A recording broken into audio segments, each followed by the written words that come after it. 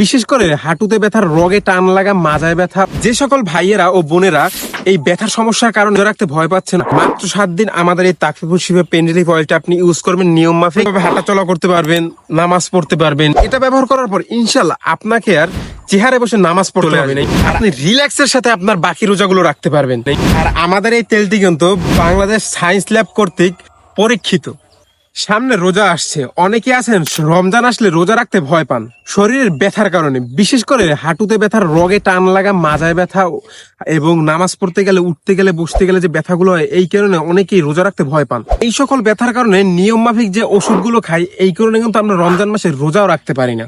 যে সকল ভাইয়েরা ও বোনেরা এই ব্যথার সমস্যার কারণে রাখতে ভয় পাচ্ছেন অথবা সুস্থভাবে জীবনযাপন করতে পারছেন না, মাত্র 7 দিন আমাদের এই তাকফিফুল শিফা পেন রিলিফ অয়েলটা আপনি ইউজ করবেন, নিয়ম মাফিক।